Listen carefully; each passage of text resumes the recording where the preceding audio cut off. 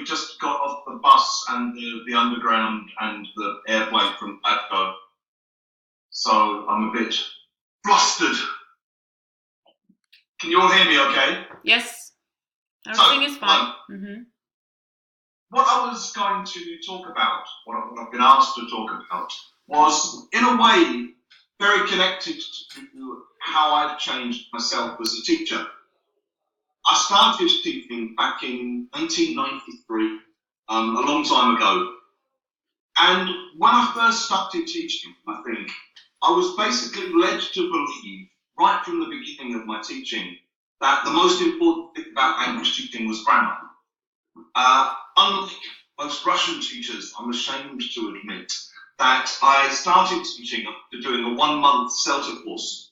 Back then, they used to be called CTEFLA courses. And like a lot of native speaker teachers, when I started on my 1-month Cambridge course, I didn't really know very much about language.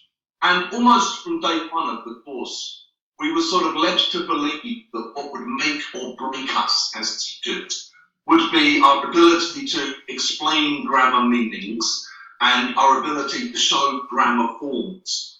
And a lot of the way we were trained to create language is very classical. So, day one, we sort of had a look at the tense system, all of it. Day 2 looked at modal verbs. Day 3, we looked at conditionals. Day 4, we looked at passives. And it was very much like this right all the way through the course, that we were just kind of bombarded with great big bits of grammar we had to try to process. When I first started teaching, the course books that I was using seemed to basically reiterate this idea that what was most important about language learning was presenting grammar and getting students to do controlled practice of the grammar and then getting them to do some kind of free practice of the grammar. I was using books back then in the 90s, like the Cambridge English course, Headway, that kind of thing. And all of those books were basically designed around the unpacking of grammatical structures. So, Unit 1, you'd kind of present, practice, and produce the present simple. Unit 2, what a surprise, it would be the present continuous. Unit 3 would probably be the present simple and present continuous, and so on. And after a couple of years of teaching, I basically became very, very good at doing this kind of PPP lessons, present, practice, produce lessons. I would have some kind of contextual setup of the grammar, maybe using the book, maybe using my own kind of sometimes slightly mad creative presentation for the grammar. I would then elicit from the group, or I would write up on the board my target sentence.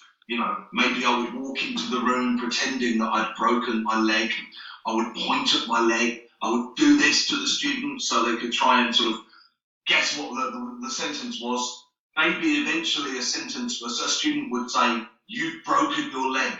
And I would write up on the board, "I've broken my leg." I'd drill the sentence. I'd get everyone to repeat, "I've broken my leg. I've broken my leg." I'd draw my timeline. I'd ask my concept questions. Do we know when it happened in the past, present, or future? Do we know when in the past? I'd give my little explanation. So we can use the present perfect simple to talk about an action that happened in the indefinite past and that has a present result. Then we'd do some kind of controlled practice, maybe from the book, maybe from an illegally photocopied page of Raymond Murphy's English Grammar in Use. And then the students would do some kind of, free practice. Usually it would be some kind of weird game that involved them having to use the present perfect hundreds of times in 5 minutes. And they'd walk around saying, "Haven't we met somewhere before? Have you ever been to Spain?" "Yes, I've been there 5 years ago." And I would find the little mistakes and I would write them on the board. Students would correct the sentences or I'd correct them. And for homework, I'd give more controlled practice and I would go into the staff room after the lesson and tell the teachers I was working with, "We've done the present perfect simple. Tomorrow, the present perfect continuous." And to be honest, I think for the first 2 or 3 years of my teaching career, that was my teaching.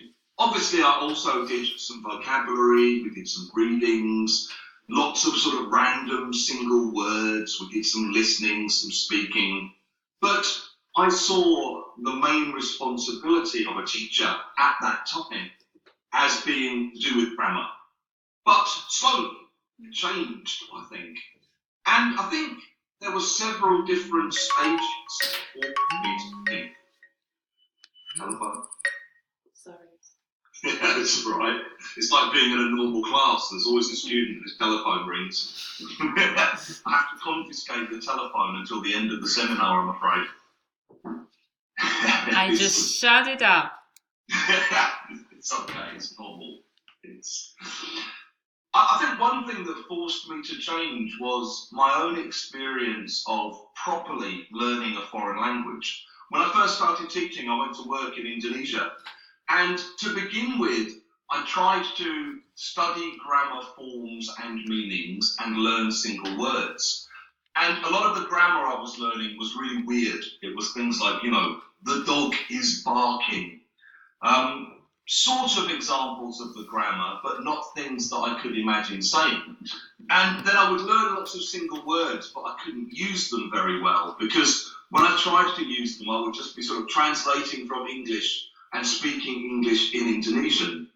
As I got better, I realised that what made me good was a lot of repetition, learning a lot of lexis, lots of fixed phrases, lots of collocations, lots of copying normal things that I heard Indonesians saying.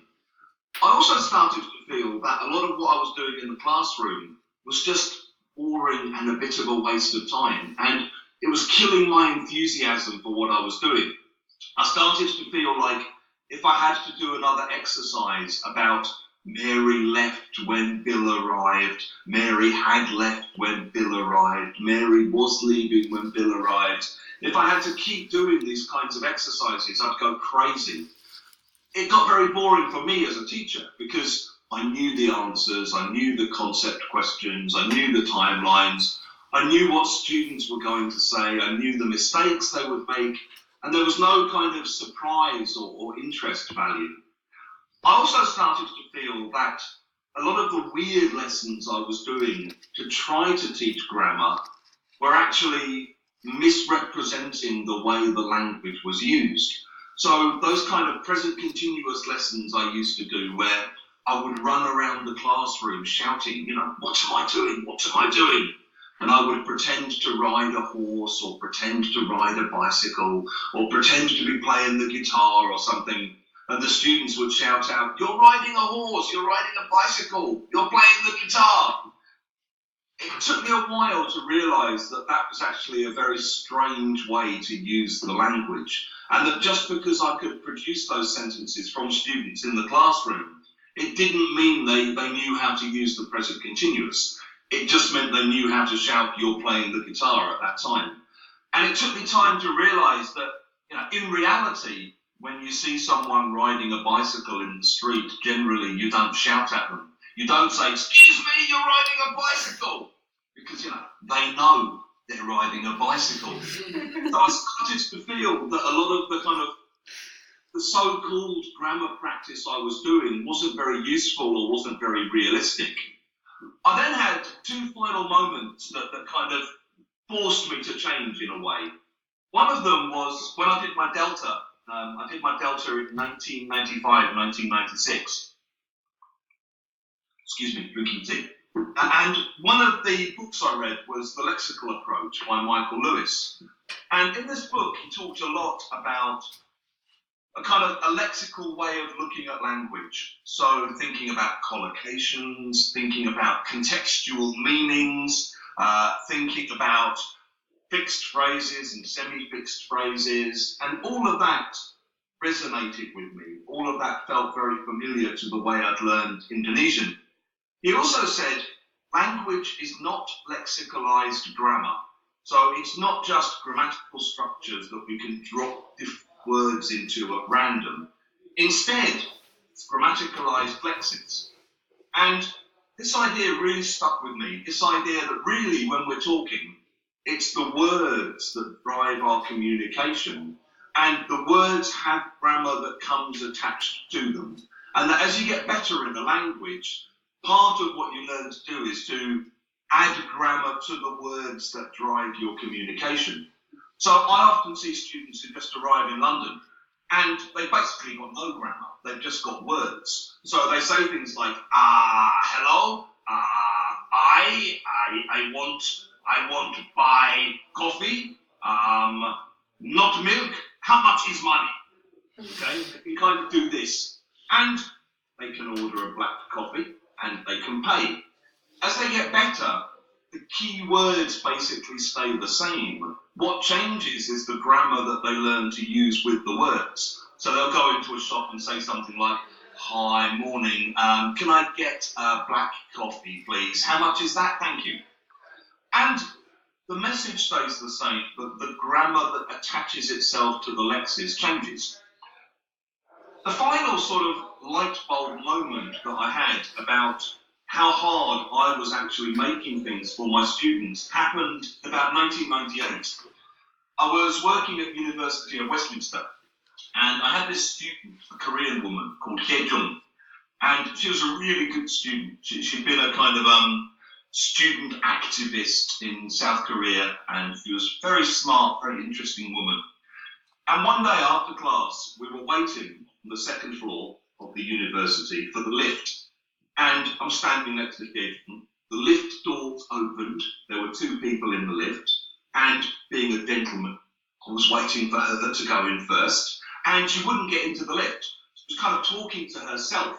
And I was quite intrigued by this. So I didn't get into the lift either. And I asked her, hey, what's going on? And she said, okay, lift doors open at the moment. At the moment, temporary action, present continuous. I know. I am plus ing. You are plus ing. Is it plus ing? Are they plus ing? I know. Already by this stage, I'm thinking, I wish I hadn't asked you this question. She then said, British English, lift. American English, elevator. I know. Phrasal verbs, to go up, to go down. I know. So I said, okay, so what's the problem? What are you worried about? And she said, what to say when the doors open? Okay? So I said, well, you just say, are you going up or are you going down? And she looked really annoyed and she said, so easy when you know. Okay? And it really hit me that, language is easy when you know how to say it. When I come to Russia, Russia always seems like an impossible language to learn. And yet Russia is a country full of people like yourselves who seem to have learned Russian. It's easy when you know how. And I also realised that the problem Hye Jung was having was really because of me. Because in one lesson, I was doing the meanings and forms of the present continuous. In another lesson, I was doing British English and American English. Vest, waistcoat, trousers, pant, pavement, sidewalk. In another lesson, I was doing phrasal verbs, go through, go over, go under, go into, go down. And in all of those different lessons, I wasn't thinking enough about, but what's this language for? How do you use this language to communicate? How do these words work with other words and with grammar? How does this grammar work with other grammatical structures and with words? And after all of this, I started to think I really need to change my teaching. I need to start thinking much more about the contexts in which the language might be used. I need to think about showing students how grammar works with vocabulary and with other structures. And I need to show them more about how vocabulary works with other words and with grammar.